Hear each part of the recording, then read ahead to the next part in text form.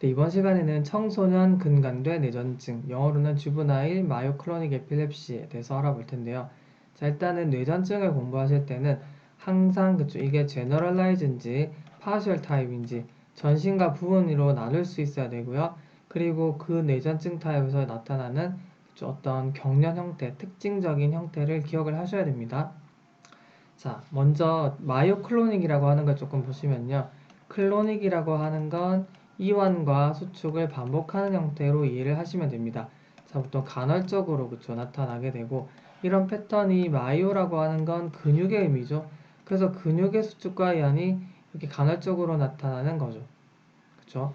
자, 그러다 보면 우리가 팔을 만약에 그렇게 한다 보면 접었다 폈다 접었다 폈다 하는 형태로 나타날 수 있겠죠. 근육의 수축과 연이 간헐적으로 지속이 되면. 자, 보통 우리가 마요클로닉 시저라고 하는 건요. 그쵸? 근간대 발작은 이렇게 조금 빠르게 나타나는 경향이 많습니다. 그래서 빠르고 반복적으로 이런 게 나타나게 되죠. 보통 팔을 보게 되면 접혔다 펴졌다 이게 빨라지고요. 이게 팔에서만 일어나는 게 아닙니다. 자, 이런 한 팔에서 나타나는 게 아니라 점점 양측성 그리고 이제 이게 서로 다르게 나타날 수도 있고 보통 동시성 이런 식으로 나타날 수 있습니다. 그래서 양팔이 동시다발적으로 막 이렇게 접혔다 펼쳤다 해지면서 물론 이게 팔이 그런 게 아니고요. 얼굴부터 손, 머리, 사지 몸통 자 이렇게 다 각종 복합적으로 나타날 수 있음을 이해하셔야 됩니다. 자, 그러면요. 자, 이 마요클로닉 시저가 이제 동반된 주브나일이라고 하는 건 자, 연령대를 얘기하겠죠. 자, 한번 보겠습니다. 자, 발생 연령은요. 주브나일이기 때문에 보통 우리가 12에서 16세, 8세 정도로 생각을 해 주시고요. 보통 유전 양상이 있습니다. 오토노믹 도미넌트. 그죠? 그러니까 이제 상염색체 우성 타입으로 나타날 수 있고요. 보통 뇌파를 EEG를 찍어 보시면 4에서 6Hz짜리 스파이크가 나타나는데요. 그거는 이제 EEG를 찍어봐야 거기서 측정을 하는 거기 때문에 알 수 있고요. 자, 그 다음에 임상 양상을 보시면요. 자, 일단은 어깨라든지 그리고 팔 쪽에서 아까 제가 말씀드린 근간대성 경련 마요클로닉 시저가 일어나게 되는 것이죠. 보통 이렇습니다. 패턴이. 자, 그래서 우리가 수면과 관련이 있는 게 중요합니다. 그쵸? 수면과 관련이 있고, 특히나, 일반적인 아침, 그러니까 평소의 아침에서 약간, 요런 이제, 숟가락을 떨어뜨릴 수가 있는 거고요. 왜냐면, 팔을 이렇게, 수축과 이완이 계속 일어나게 되면, 갑자기 손가락에 힘이 빠져가지고 숟가락을 떨어뜨리는, 경우가 많습니다. 그래서 우리가 보통 그런 식으로 표현을 하고요.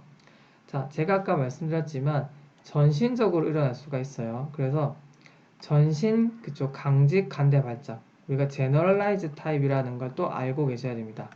아시겠죠? 제너럴라이즈 타입의 뇌전증이고요. 소발적 역시도 제너럴라이즈 타입인데요. 요게 같이 합병될 수 있다는 것도 알고 계셔야 됩니다. 앱센스 시저라고 하는 거는 잘 활동을 하다가 잠깐 짧게 잠시 이렇게 이상 형태를 보이는 건데 요것도 제가 이어서 설명을 드려 볼게요. 어쨌든 요게 이제 동반될 수가 있다.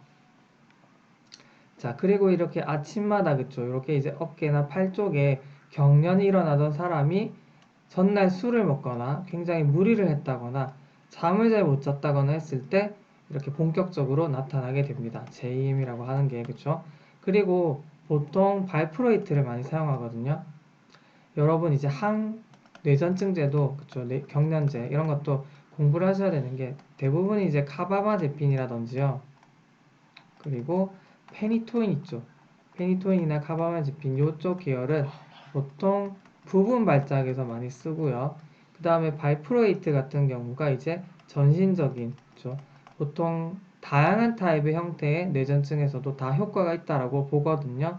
그래서 이렇게 제너럴라이즈 타입에서는 발프로이트를 보통 쓴다라고 생각을 해주시고요. 에토숙시메이트라고 하는 것도 씁니다. 보통 소발작에서 쓰는데요. 자, 발프로이트랑 에톡숙시메이트 이런 것들을 좀 생각해 주시면 좋고요. 자, 역으로 이렇게 부분 발작에서 쓰는 카바마제핀이라든지 페니토인은요. 오히려 이런 전신 발작에서 쓰게 되면 악화될 수 있는 경향이기 때문에 함부로 쓰면 안 된다는 거죠. 자, 그래서 제가 아까 설명드렸죠. 전형적으로 어떻게 하냐면 평소에 아침에 팔이 움찔하는 그쵸 그런 사람이 젊은 환자가 과음을 했다. 그쵸 MT를 갔는데 술을 먹고 진창 놀았다. 잠을 잘 못 잤다. 그러더니 갑자기 그쵸 제너럴 타이즈 그러니까 제너럴 타입의 굉장히 그쵸 전신적으로 이제 강직한데 발작이 생기는 거죠. 그런 식으로 병원에 오게 됩니다. 자 그러면 제가 이제 밑에서 증례를 조금 설명을 드려볼게요. 자 19세 여성이 있는데요. 전신적으로 강직한데 발작이 왔습니다. 3일 전에 최초로 있었는데 아침에 깨어난 직후에 보통 있다고 말씀드렸고 16살부터는 간호가침이라는 몸이 움찔하면서 숟가락을 떨어뜨리는 현상 제가 다 말씀드렸죠. 그리고 친구들이 불러도 대답하지 않고 멍하게 있는 모습이 수초간 이거는 바로 소발작 말하는 거거든요. 제가 소발작이라는 게 보통 3분의 1 정도 합병될 수 있다고 말씀드렸죠. 이게 바로 앱센스 시저의 타입입니다. 그래서 이걸 우리가 JM이라고 진단을 내려볼 수 있다는 거죠. 좀 더 이제 의심을 해볼 수 있는 단계고 정밀 검사를 하겠죠. 자, EEG도 찍어봐야 되고요. 자, 그 다음에 마찬가지입니다. 건강하던 남성, 자, 그쵸. 젊은 12세에서 18세 정도의 남성이 밤을 샜죠. 수면이 박탈했습니다. 그러니까, 그쵸. 이렇게 이제 전신적으로 이제 강직간대 발작이 생겼고요. 자, 평소에도 이렇게 아침에 어깨와 팔 쪽에서, 그쵸. 짧고, 그쵸. 근육 수축이 연달아 나타나는 게 바로, 그쵸. 마요클로닉 시저 타입이죠. 그리고 뇌파상 배경파는 정상인데, 돌발적으로 그쵸, 양측에서 이렇게 4에서 6Hz짜리의 그쵸, 스파이크가 발생이 되었다라고 하는 걸 통해서 우리가 또 이 사람은 보통 발프로이트를 써봐야 되겠군 이라고 생각을 해볼 수가 있는 거죠. 자 그리고 제가 아까 약물에 대한 그쵸, 조심 사용은 말씀드렸습니다.